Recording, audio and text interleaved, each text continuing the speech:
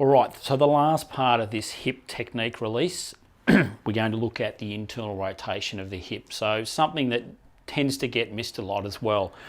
Now, this is the interesting and the most individual part of this technique release because it differs in every person that comes in the door, especially in terms of where they feel the restriction. So quite simply, 90 degrees hip flexion, 90 degrees knee flexion, okay? Support obviously at the heel here, support at the knee as well, and then just taking the hip into internal rotation. So obviously the hip joint's going in, not out. So don't get confused by what's happening here with the foot.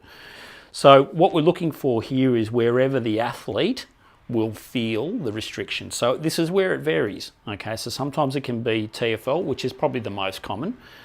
Other times it might be that hip flexor or even the rec fem. Sometimes it may even be the adductors, whether it be longus or magnus, and believe it or not, sometimes it could also be deep buttock, which is the deep external rotators. So I would say 90% of the time, I tend to find my athletes still get quite restricted at that TFL level. So I'll show you the release technique that I do for that. Tess has got really good range here. What we're looking for as we go through here is if there's any, it feels like if there's any sort of soft restrictions before you get to the end of the range. And that's what we're looking for. This is not pain, this is more about restriction. Okay, so if we're going to do the TFL, I'll just basically have the legs still in a bit of flexion, both knee and hip. I'm going to drop the table down a little bit because I need to get a little bit of purchase on here. And then I'm going to bring the knee across, which will inevitably give me really great access to the TFL, which is right there. And Tessa's got a ripping TFL, being a 400-metre runner. She spent a lot of time and effort in trying to get that. Okay, so once again, a little bit of pre-max. Okay, perfect for these release techniques. Once again, remember, as I said before with these release techniques, it's really all about just engaging the tissue the right way. Okay, so don't try and rush through these techniques. Take your time, make sure you feel the tissue release, and it just makes all the difference. So I'm going to come up a little bit high here, just pick up some of the fascia here, just from that ITB, not into the ITB, because I'm not a massive fan of massaging ITB unless you just like creating pain.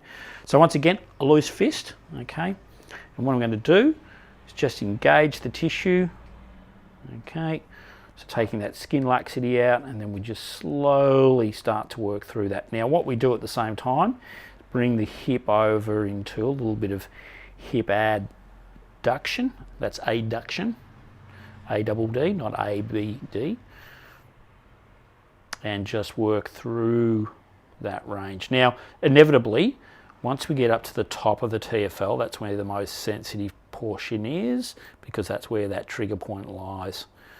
Okay, so we can get up to the top there, and then we can just sit nicely onto that trigger point there. Can you feel that, Tess? Yep, you can. Normally tell with Tess because she'll start to grin. Okay, so we just sit on there, make sure it's tolerably comfortable.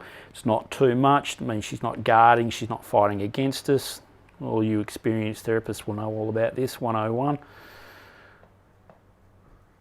Make it therapeutic. Not every technique you do has to absolutely obliterate your clients. Okay, so once again, I'm just feeling that releasing through there. That's just great.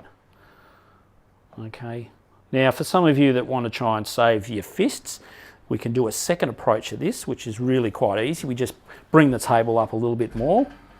And once again, because I'm a big fan of saving your hands as well, so I may want to use just a broad forearm again, so we can just come in this way here and work down the tissue as well. So it's just as effective, it's just a little bit more broad. You're still covering the same sort of tissue. You can still engage the trigger point at the end. You'll still get the same result, just means you're using a different tool. So, and that obviously can make a big difference depending on the size of the athlete you're working on. So, yep. So simple approach, and then obviously we take them back up into internal rotation and recheck. Well, that's pretty good, Tess. Straight away you'll start to feel there'll be a change in their range of movement, both the quality but also the amount of it as well. Now, if they feel a secondary restriction, then we go there, do a similar process. Simple.